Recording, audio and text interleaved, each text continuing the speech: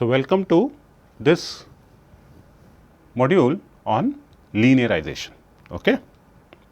So, in this we are going to discuss the linearization of the equilibrium equations, both the internal and the external virtual work. Okay. So, we have to linearize the internal virtual work which comes from the developed stresses inside the body, and the external virtual work which comes because of the externally applied tractions and the body forces. Okay. So, following are the contents of this module. First, we have to see some of the underlying basis for which we require the linearization, okay, and we also revise the virtual work expression that we derived when we were discussing kinetics. Okay. Then we discuss what is meant by the linearization process. Okay. What exactly linearization of the virtual work expression actually means. Okay. Then we discuss the linearization of the internal virtual work expression, which means the linearization of the term containing the Cauchy stress and the rate of deformation tensor, that is the virtual work associated with the internal stresses that are generated inside the body. And then we discuss the linearization of the external virtual work expression. External virtual work, which means the virtual work because of the body forces and the externally applied surface traction over the surface of the body. Okay. So, in this course we consider that the surface forces or the tractions that we have specified are not deformation dependent. Okay. So, they are not follower loads, which means they will be acting like a dead loads. In that way, our linearization of the external virtual work will be very simple. Okay. So, we first recall our derivation of virtual work expression. Okay. So, in the figure as you see here, you have a body in the initial configuration at time 0. Okay. So, the configuration is B 0 and the surface of the body is del B 0.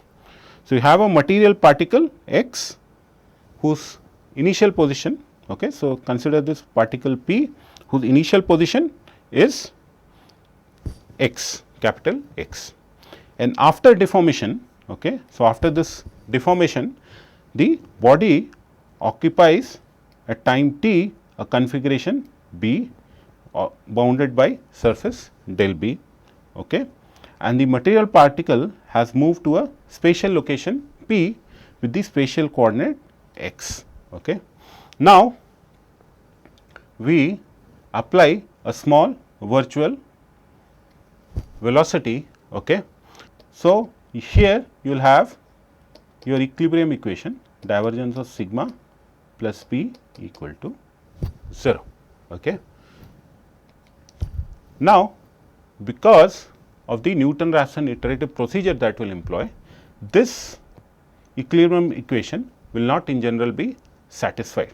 So, what will happen is this will not be equal to 0, but rather will be equal to some residual force R. Okay.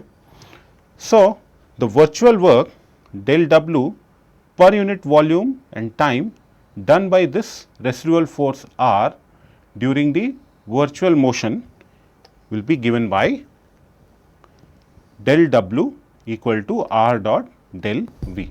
Okay. And this virtual work should be equal to 0 for all values of virtual velocities del V. So, this virtual velocity del V are arbitrary. Okay. So, the total virtual work, okay, that is del capital W by the residual forces R during the virtual motion will be given by del W equal to integral over the current volume R dot del V dV equal to 0. Okay. So, del W, del capital W is nothing but integral over the volume del W dV, okay, and that should be equal to 0. So, when we substitute R as divergence of sigma plus P, we get the total virtual work by the body forces as given by equation number 2. Okay. So, you can take the virtual velocities inside the bracket, okay, and then we are getting this particular equation, equation number 3 as the expression for the virtual work. And then if you recall what we did when we derived this, that we used the symmetry of the Cauchy stress tensor, okay, because we know that the Cauchy stress tensor is a symmetric tensor in the absence of external body couples, okay. So, and this is derived from the principle of conservation of angular momentum, and application of Gauss divergence theorem along with the property divergence of a second order tensor S transpose V is equal to the second order tensor S double contracted with the gradient of the velocity plus the velocity vector dotted with divergence of the second order tensor S. And this gave us our spatial virtual work expression as this. Okay. So, we got our spatial virtual work expression as del W equal to integral of the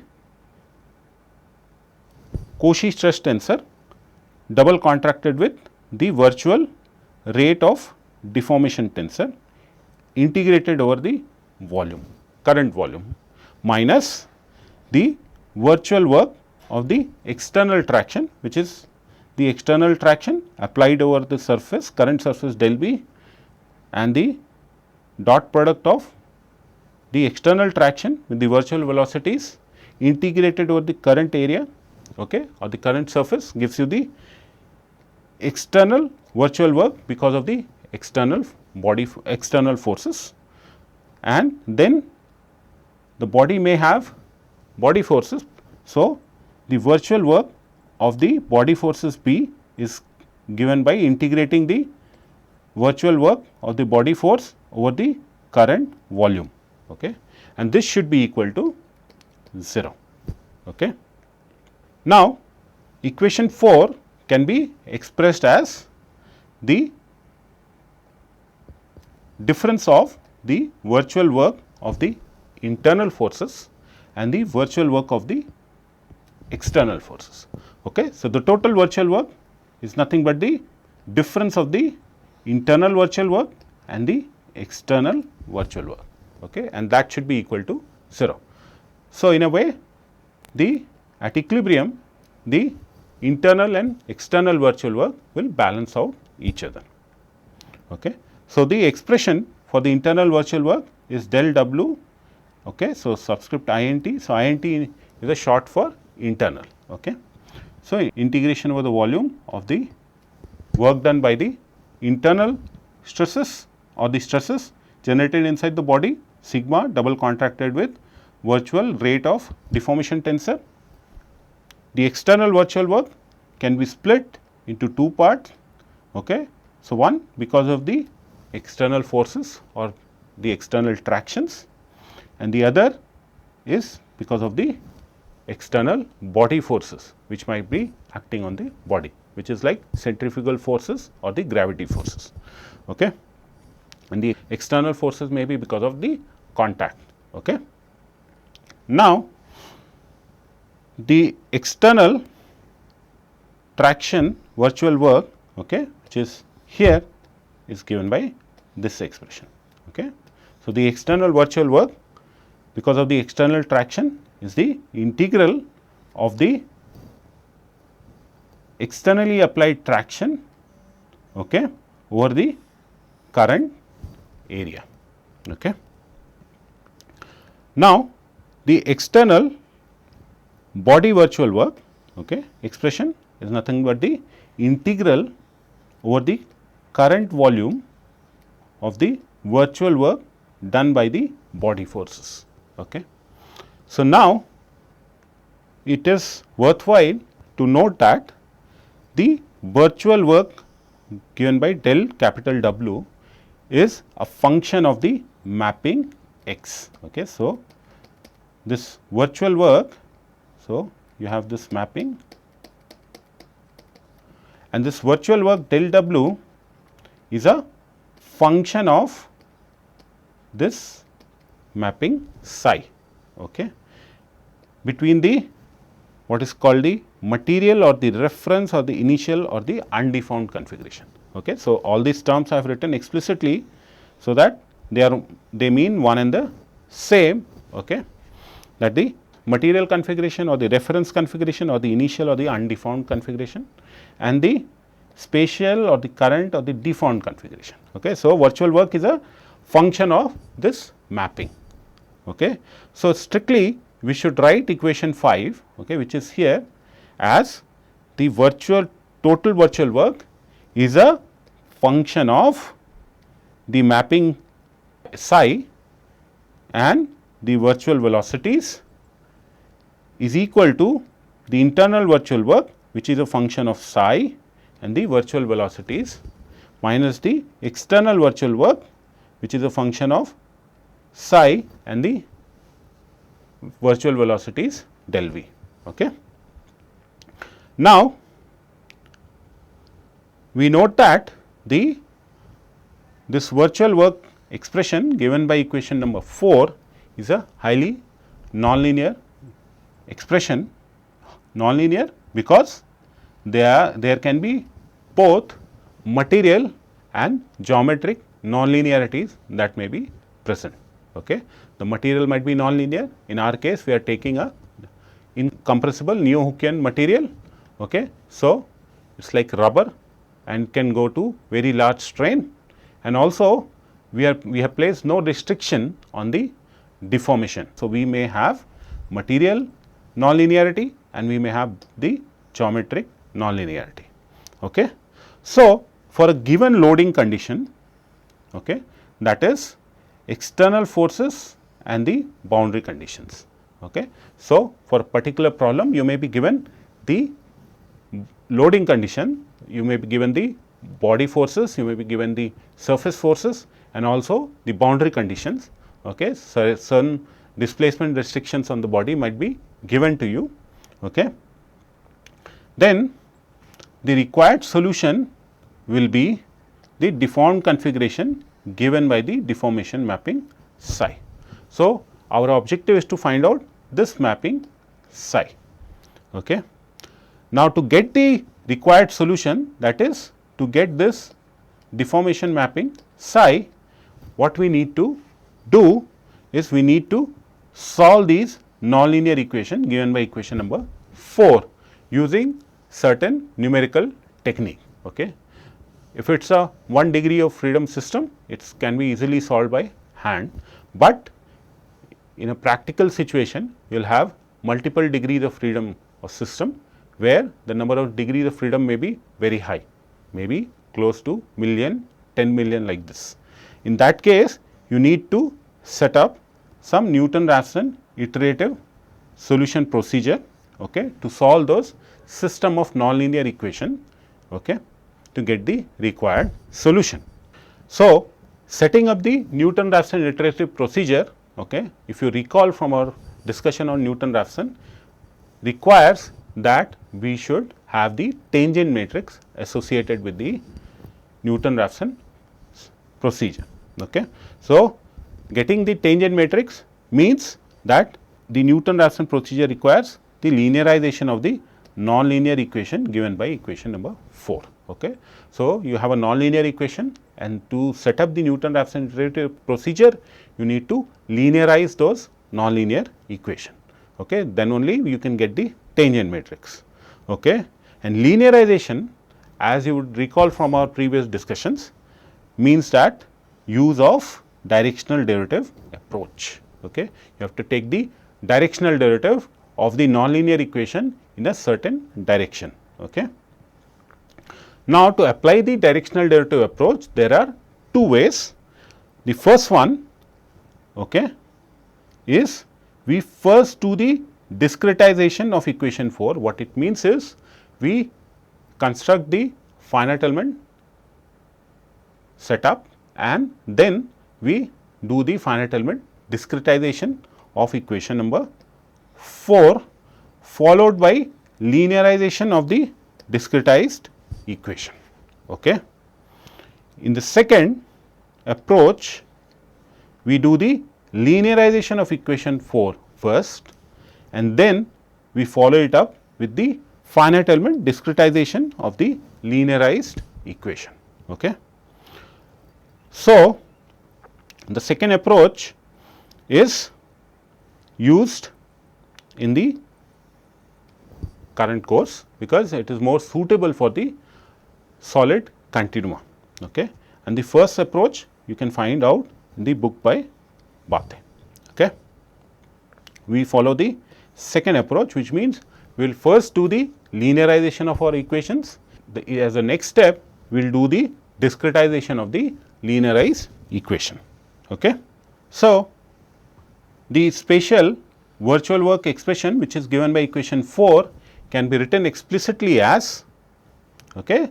So, now I can write explicitly the virtual work as a function of the mapping psi and the virtual velocities. Okay. So, psi is hidden somewhere here, okay, in sigma and d. Okay. So, psi is hidden here, and also psi is hidden in this area and the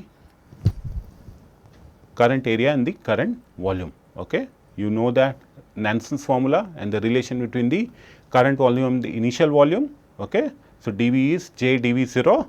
So, J is a function of deformation gradient tensor. The deformation gradient tensor itself is derived from the deformation mapping psi. Okay. So, similarly, the Cauchy stress tensor is a function of the deformation mapping psi, and the rate of deformation tensor itself is a function of the deformation mapping psi. So, the expression on the right hand side is a function of both the deformation mapping psi and the virtual velocities del v. Okay. So, del v occurs directly here, okay, in the last equation, and it is hidden in the virtual rate of deformation tensor in the first term. Okay. Now, we just recall the Newton-Raphson procedure, okay, that we discussed earlier, but for the sake of discussion, we again have a small recall. Okay. So, remember that to set up the Newton-Raphson procedure for a general set of nonlinear equation which are given by g of x equal to 0, we first consider a trial solution x k, and then we consider a new solution x as the trial solution plus a increment in x k given by u, okay, and then we linearize our general nonlinear equation, okay, which is given here, where x is x k trial solution plus the change u. Okay. So, this linearization of the general nonlinear equation g x k plus u is nothing but g x k plus the directional derivative of g evaluated at x k in the direction u. Okay. And now, we set the left hand side equal to 0. Okay.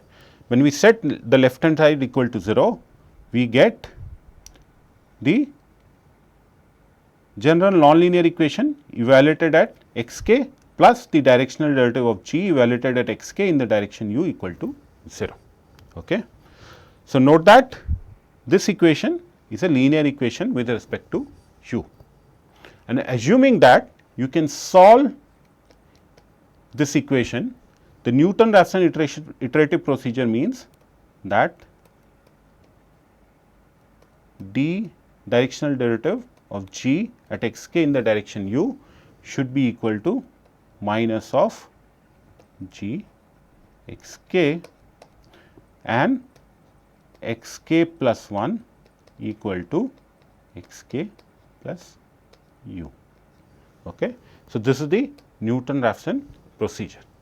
Now, if we compare this equation, that we have, general nonlinear equation g of x, with equation number 5, we see that g of x is nothing but del w psi del v equal to 0. Okay. So, our spatial virtual work, okay, total spatial virtual work is what is our nonlinear equation, okay, and we have to solve this nonlinear equation. First, we have to have some trial solution, and then we have to linearize our spatial virtual work at the trial solution in a certain direction u, okay, and then we can set up the Newton-Raphson iterative procedure. Okay. So, consider a trial solution psi k, then at this trial solution your spatial virtual work will be del w psi k comma del v equal to the right hand side. Okay. Then our discussion that we have here, we can linearize our virtual work, spatial virtual work in the direction of an increment u in psi k. Okay. So, now psi k goes to psi k plus u. Okay. So, if you compare this equation over here, okay, so our g is nothing but del w. So, we get this particular equation.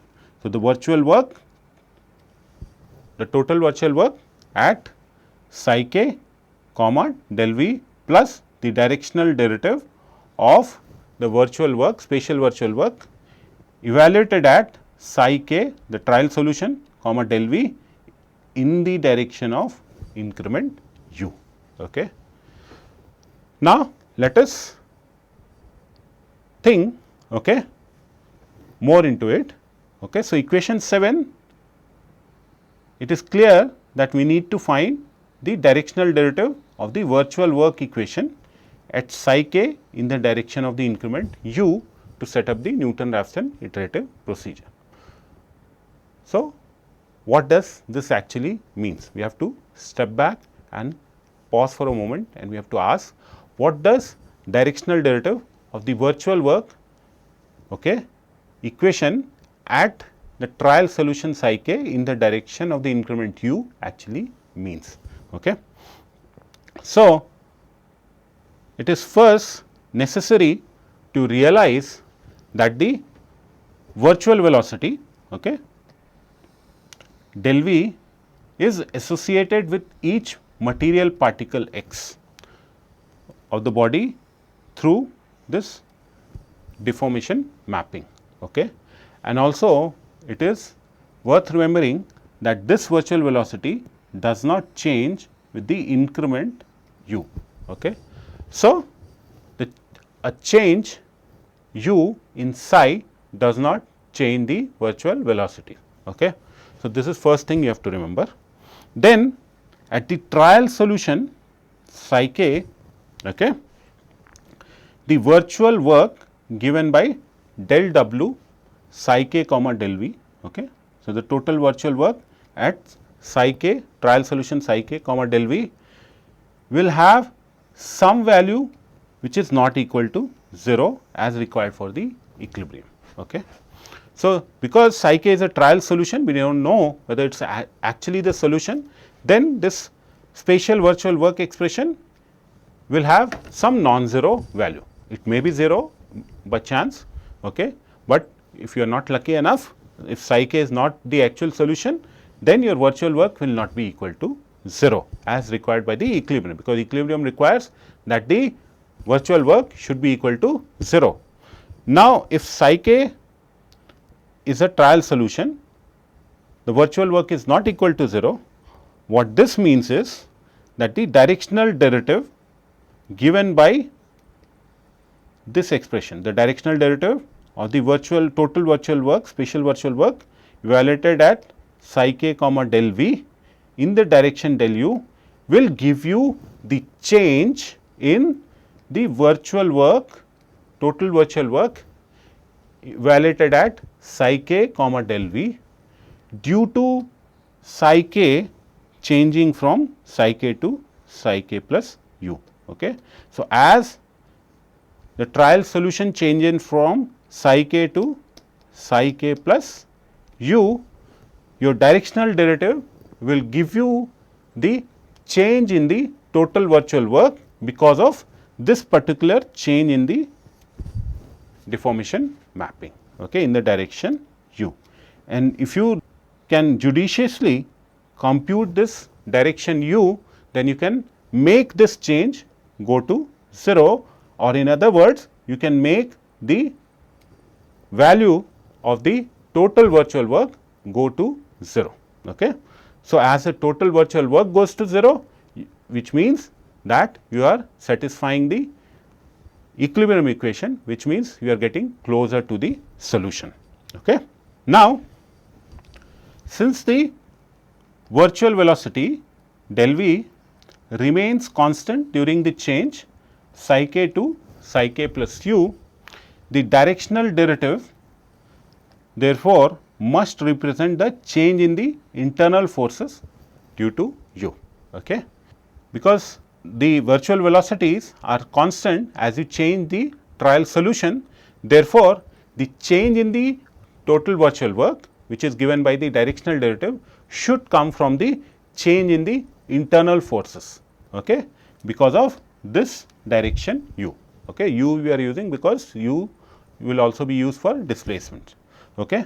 So, this is only assuming that the external forces do not change with the virtual, external forces do not change as you change the trial solution psi k to psi k plus u, which means that the external forces or the external body forces and the surface tractions remain constant. Okay.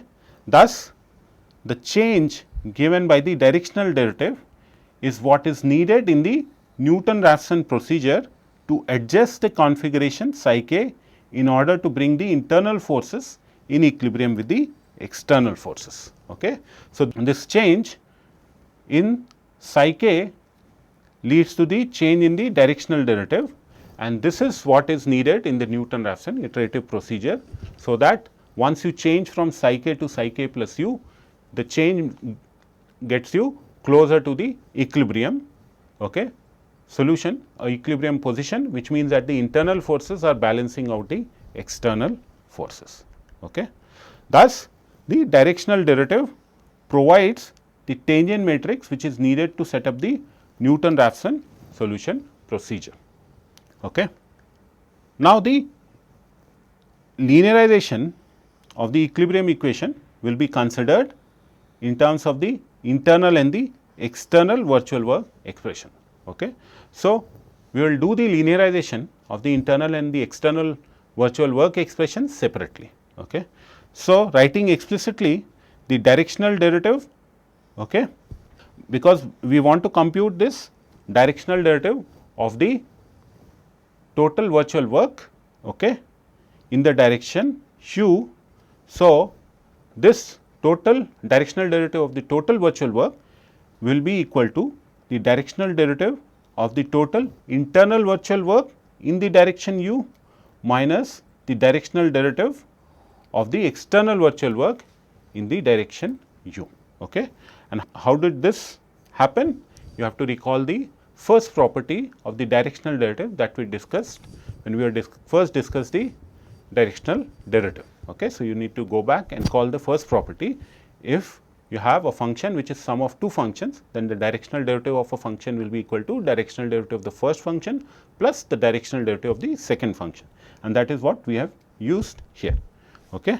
So, the internal virtual work expression, if you recall, is given by following expression, and the external virtual work, if you recall, was given by following expression. Okay. Thank you.